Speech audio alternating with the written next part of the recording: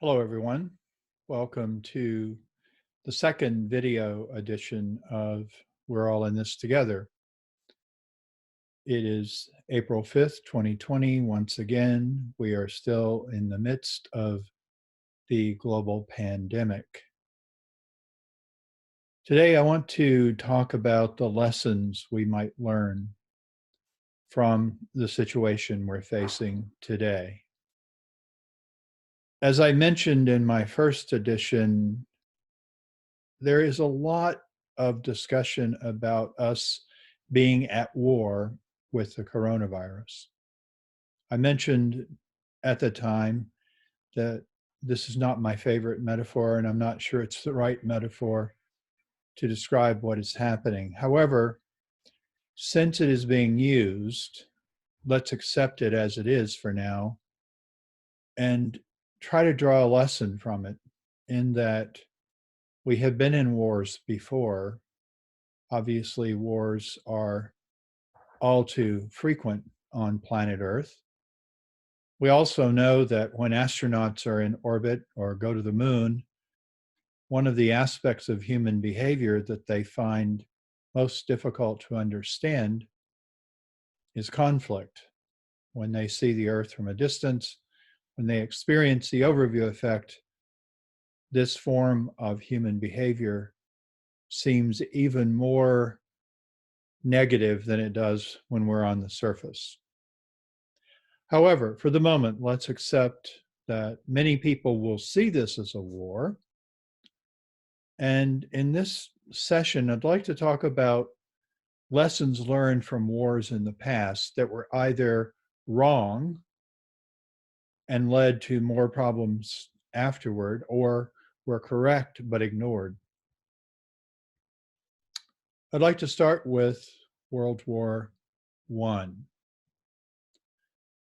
One of the lessons learned by the victorious Allies was that Germany was at fault, and that they were at fault in such a way that they really had to pay reparations. They had to essentially have their country uh, pretty much under the heel of the victorious Allies. They had to pay a price for what they had done. Most historians believe that the provisions of the Versailles Treaty, which ended that war, were so harsh that it helped to give rise to Adolf Hitler. So that was a lesson learned. Perhaps it was the wrong lesson, but it led to something that was perhaps even worse in World War II. Another lesson learned in that war was that negotiating a peace wasn't a good idea, that if there was another war, you had to demand unconditional surrender of your enemies. Again, historians suggest that this led to Germany and Japan fighting far more fiercely than they might have. And of course, Japan only surrendered after being devastated by the atomic bomb. Another lesson learned, and this time from the Second World War, was that you can't appease aggressors. And certainly that was true, that appeasing Adolf Hitler, trying to give him what he wanted or appeared to want, would slow him down. He wouldn't continue his ambitions. And of course, it did not work. Uh, it's called the Munich analogy.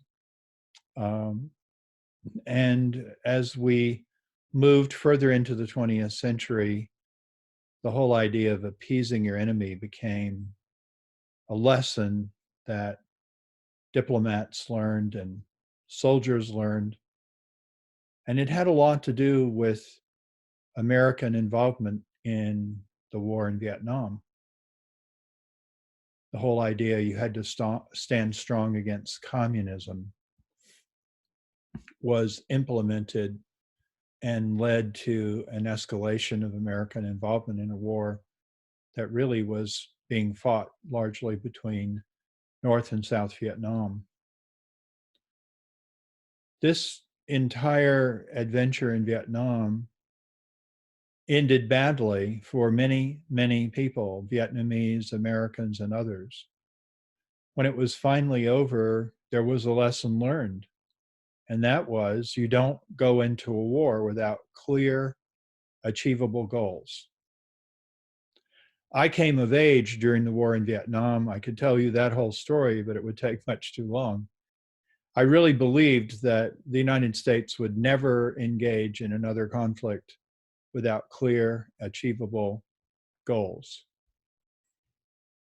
That lesson was learned by a lot of the military people who were involved in Vietnam, and it seemed to have sunk in. But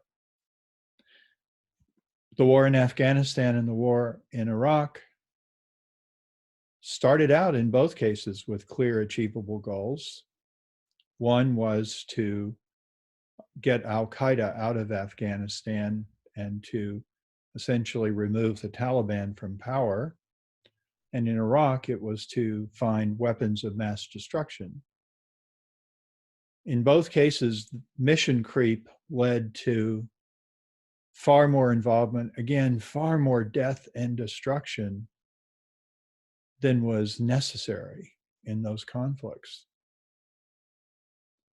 So to summarize, these are just a few examples.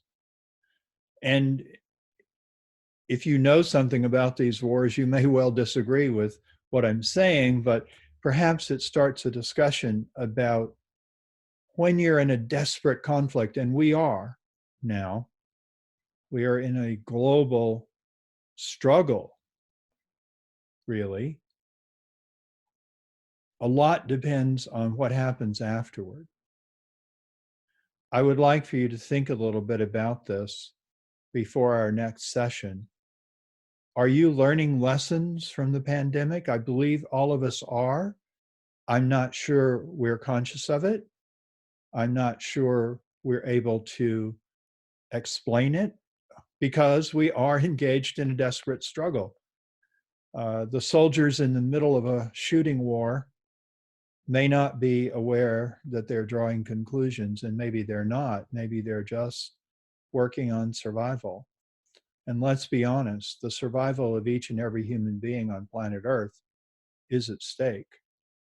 So if you haven't started thinking about lessons learned, it's perfectly understandable, especially if you've suffered a loss in your family.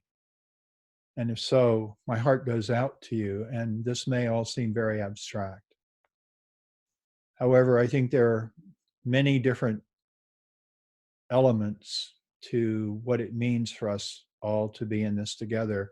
And part of it is each of us must do our best to overcome the challenge and then lay the foundation for future challenges, which inevitably will come. So thanks for joining me today, and I look forward to our next conversation.